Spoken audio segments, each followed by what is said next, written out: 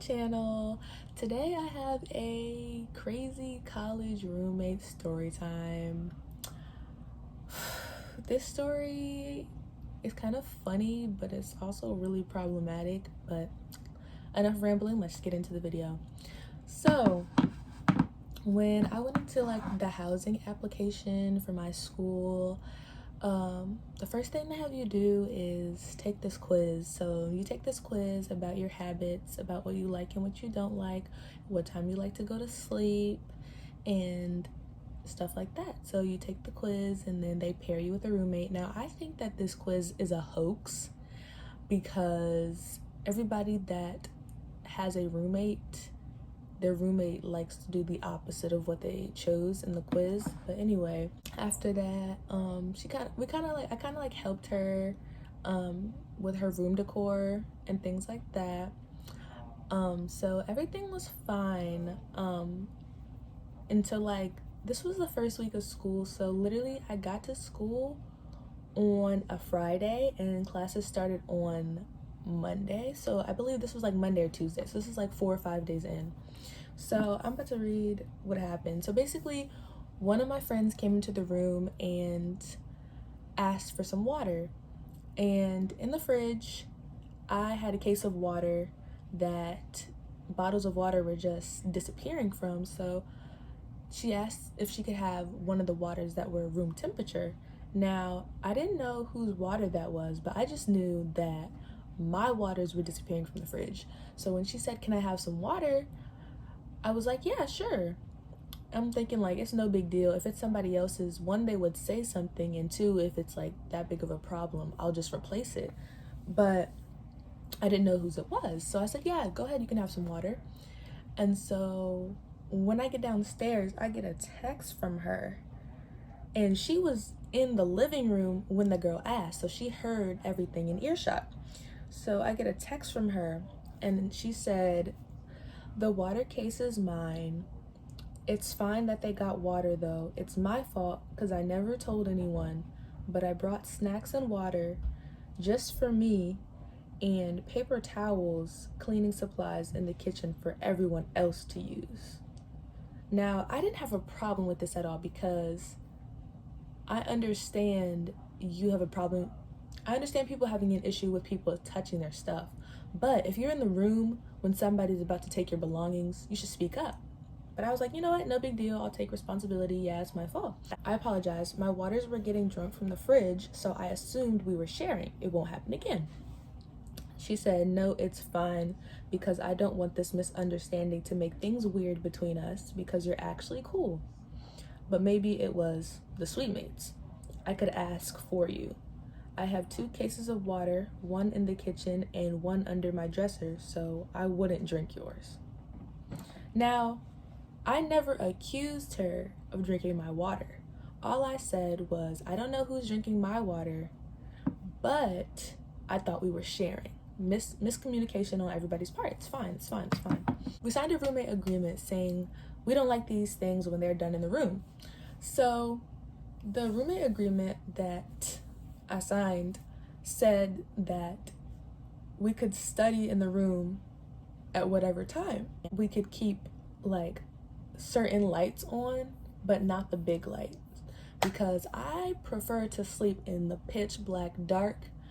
But I'm like, okay, she's a different major than I am, and I know that involves a lot of studying, so you know what, I can compromise as part of having a roommate. She can keep the light on if she needs to study.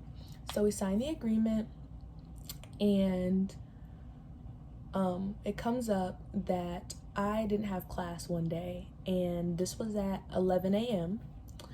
and somebody calls me. So the person I'm on the phone with, I'm being super quiet. She calls me. "Hey girl, how are you doing?" "Oh yeah, I'm good. Yeah, I know class is canceled. You just went to your next class? Oh, okay. So she wakes up. Well, first of all, she didn't wake up. She starts wrestling and tossing and turning in her sleep. So I don't speak nonverbal, so I just kind of ignore it. I'm like, okay, that's cute. Then I sound so petty, but she just starts tossing and turning in her sheets and in her bed, and I'm just like, I don't know what that means, so I'm just going to continue talking to the person. Like, it's 11 o'clock in the morning. So she gets up and she's like, hey, Christian. And I'm like, yes. And she's like, I can't sleep with you on the phone.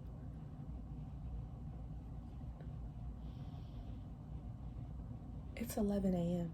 She says, I can't sleep with you on the phone. Like, I need silence when I'm sleeping.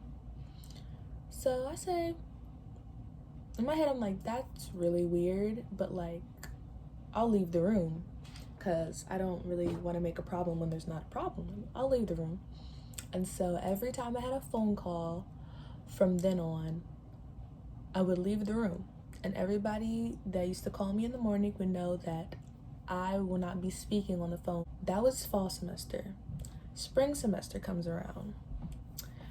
So this time somebody called me at 9 in the morning. And of course, I was whispering again. But this time when she woke up, she was like, hey, remember when I told you, like, I really can't sleep, like, with you on the phone? I was like, yeah, I remember that. And she was like, well, could you stop doing that? I was like, well, yeah, I can stop, but we need to come up with a schedule so that, because you like to sleep, she would go to sleep at 5 o'clock in the morning and wake up at 1 or 2. So I asked her if we can come up with the schedule so that these hours are when I would not be on the phone. And she tells me, no, I don't want to do that. I don't want to come up with the schedule. And I said, okay, that's fine. And she was like, can we look at the roommate agreement together? And I was like, sure, because there's nothing that says that I can't be on the phone at 9 o'clock in the morning. So we look at the roommate agreement together. There's nothing on there. So she goes, I think we should talk to the RA. And I was like, okay, no problem. So she texted the RA.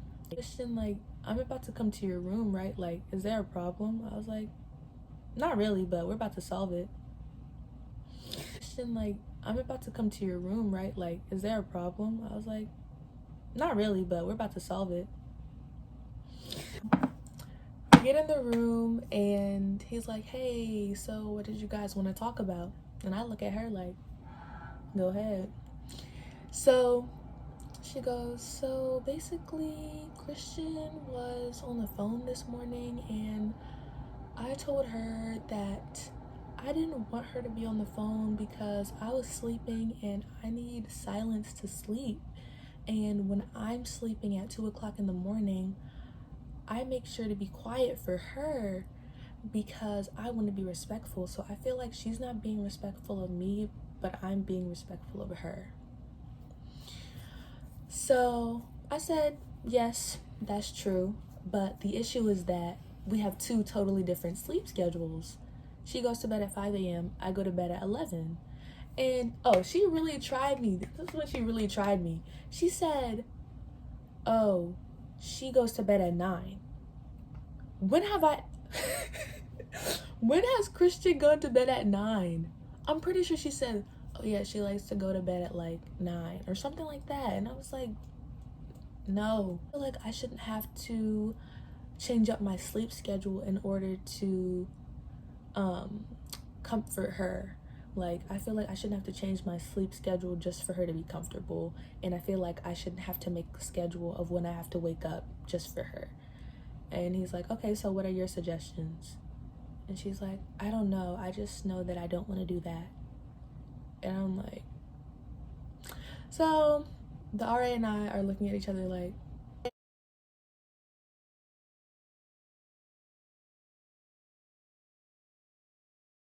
Like, we're having a mental conversation during all of this. So that was really weird. And he's like, okay, well, I agree with Christian. That seems like the best solution. So what time would you like Christian to not have any phone calls in the room? She goes, 2 p.m. he says, okay, Christian, what time do you think? And I said, honestly, if I'm compromising, 11:30. So he goes, okay, well, let's just say it's 12. So anytime between when I wake up and 12 p.m., I won't be on the phone. So after that, my RA left the room and she did not speak another word to me. No more talking. She did not say anything to me after this. And we had probably a month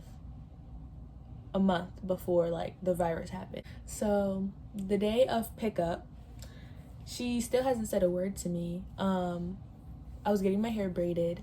Her family came into the room. They got her stuff and left, and she didn't say a word to me.